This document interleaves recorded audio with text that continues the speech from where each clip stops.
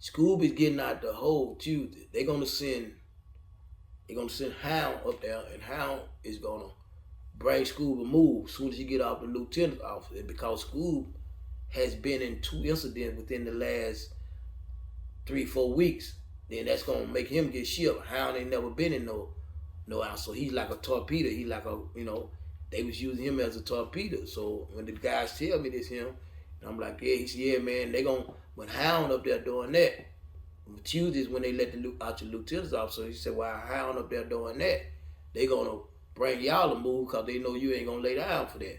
So while Hound doing that, at the same time, simultaneously, they gonna be easing up on y'all to bring y'all a move. So I said, okay, like that. He like, man, please, a couple of them like, please, man, don't let them know I told you that. I said, no, man, they'll never know, man. You told me. I never tell them that you told me that they're going on. I said, but so I looked out for them on some cigarettes and everything. I said, but just let me know the particular individuals who I need to be concerned about.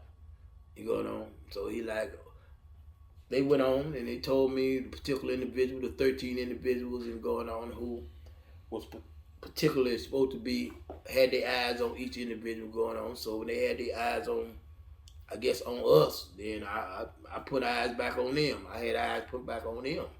So we come out on that Tuesday. We that I think that Monday we we uh we sit down and we talked and everything, and I talked to some of the men's within the Shreveport thing, and I understand, hey man, I love my daughter, I love my family, I want to be here, but I'm not gonna be on no compound. What these dudes is doing this here and going on, and ain't nobody gonna do this here to no individual. Not no, especially no homeboy not around me. I said, so now it's up to y'all what y'all gonna do, but I know what I'm gonna do. So anyway, I know dudes don't come after me, I go after them. So I'm like, if you coming after me, then what I'm gonna do is I'm finna do a preemptive strike. And you coming at me and I know you coming at me, then I'm gonna do what I have to do to meet you in the middle of the ground and stop it. So based on that there, we all decided, everybody decided and everything. So we come out on the yard that Tuesday, and they was trying to be inconspicuous, but because we had foreknowledge of what they was doing, we see everybody in position. So my concern was for school, because he was getting fresh out the hole, and he was coming out the hole naked. You come out the hole, you ain't got nothing, you walking out, you ain't got no weapon, you ain't got nothing to protect yourself. And this guy, Hound, who was the torpedo, so my thing was to stop him from being able to make it to his destination, to be able to hurt Scoob. So I had eyes on him. Everybody else had the eyes on whoever they had their eyes on. So we come out on the yard.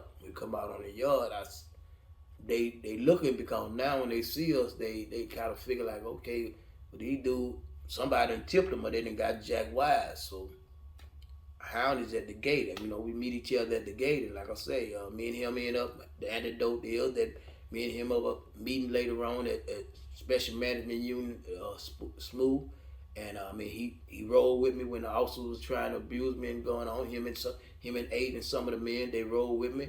He sit here and told me to my face that, hey man, I respect you. Everywhere I went, people respected you, bro, and you told us right, man. He said, what you was telling us about our yard, everything you was told right. But my dope free homeboy played game with us and then laughed at us when we was in the hole, told us they played game with us. He said, man, if you want to finish this whenever we get on the yard, he said, we can finish this here. He said, but as for me, big homie, I'm through with it. And I told him, I said, I hear you, I respect that. We'll see whenever we get on the yard. So anyway, we moved from there, go back to the story. So when I'm walking down the thing, because Hound about 6'4", so when I'm walking down the walk, I see him. You can tell that he's scrapped by the way he moving and going on. I didn't see no vest or nothing on him, but I'm sitting there searching it with my eye. So we walk up on him. I don't think it was much for neither one of us to say. My job was to stop him from getting up there and being able to hurt Scoob, because Scoob would have been unarmed, whereas I was armed and he was armed. So it was more like we got to dance. We could dance neck and neck. Best man win. So when I got close enough upon him, then that's when I come out with my knife, and I hit him in the jaw and snatched it down, opened it up. Then when I did that, he come down, he hit me in the head. He hit me in the head. So as he hit me in the head, I come back up again, and I caught him round on the side by the neck. So then he caught me round on the side by the neck. So then when he do that, I come up and I remember that he didn't have no, I didn't see no, I didn't see no magazines or nothing on him. So I go for his rib cage and I try to go up under his rib cage. I don't even know if I was successful at that, but I did get his attention because he spent and went that way. But by the time he went that way, my man ate. He came over and caught me on the side of the head. So when he caught me on the side of the head, I turned around and grabbed the collar of his shirt. When I grabbed the collar of his shirt and pulled him to me, and I started hitting him. I was hitting him in his chest, but I was trying to catch him up in the throat, but I just wasn't tall enough. And he paddling back, and as he's paddling back, he started hitting me in the top of my head. So he started hitting me in the top of my head. So I finally started trying to get up on my tiptoe and try to come down and hit him in the eye, hit him in the eye to kind of discombobulate him and everything. But when I rose up to do that, I caught him somewhere along up around the neck, and he stumbled and hit the ground. So when he stumbled and hit the ground, I got to hit him a couple more times in the neck.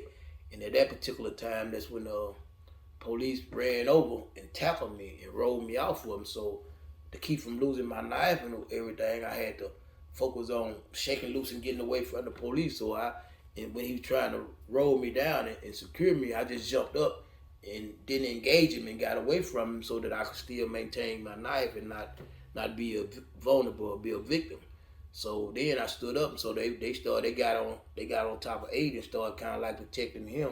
So we standing around and they pointing the guns at the small tower in the yard, and they basically telling us, everybody lay down, throw your knife, this cause your knife going on, we gonna shoot.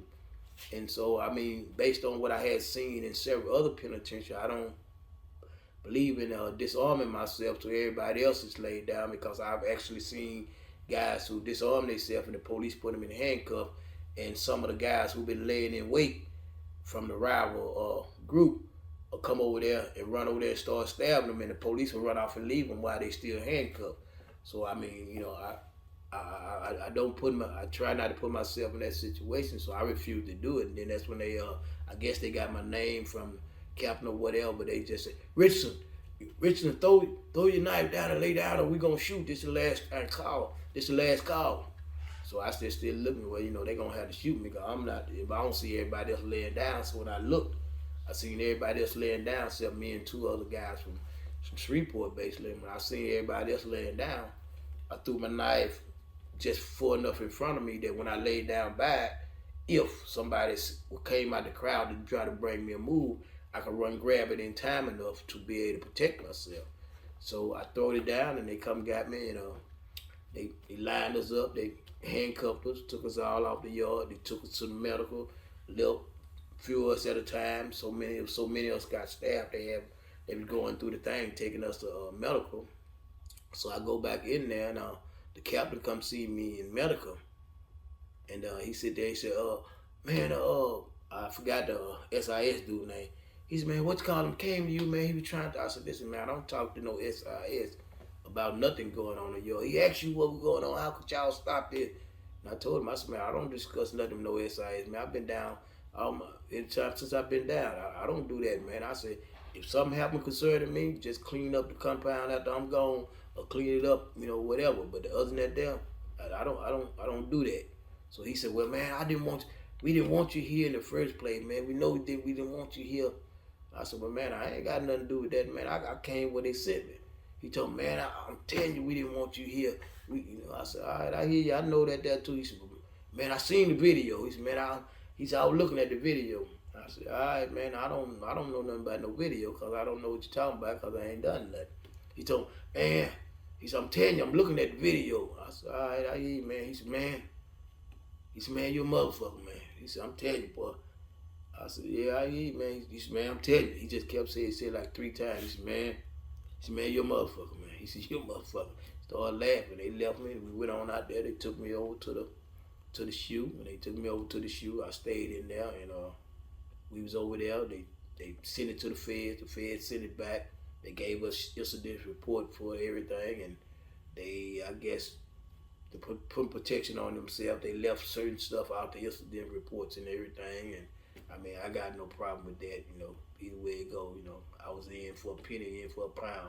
So when the feds sent it back and didn't take it, they gave us our disciplinary stuff going on, but I didn't do the disciplinary there because I wouldn't take no celly. I mean, I had a celly in there with me who was well, he was the one got hit in the mouth, and he was a whiner and this and that going on, and I kicked him out the cell. Then I went, basically went without a celly, and in 22 days they got me away from there. I ended up doing my DS and doing my loss of privileges at USP Lewisburg when I got there. But that's a little more detail about the incident. There's so many other different elements that goes into it, but I think that's a little bit more about our state of mind or what was going on as far as bloated being out there, as far as the individual Scoob, and as far as this is a little, like I say, it's a lot of more that connects into it with the situation with my celly, the knife shots, and the different things that I had caught that led to that opening being on the compound. Because I do believe, and everybody else do believe, that if I hadn't been in the hole, that the homeboys who did that would never have done that. But my absence was that they thought, because they knew that if you come from a Supermax and you get caught with a knife or 200 series shots, you go back. So everybody figured that I was going to be gone. They figured that I was going to get shipped. And so therefore, that gave them the leeway, or they gave them what they thought the safety valve to do that, because I wasn't going to come back out the hole. They thought I was going to get shipped right back to the Supermax Marion. And I think that, like I say, I'm going to get to stand to break that whole story down from tip to top. And it's a lot more different elements that goes into that going on. But that's just a little this small version of to try to clarify some things that was said concerning it going on, and I didn't want that misrepresented. And all right, appreciate it, and thank you for being a part of Bamm Raw TV.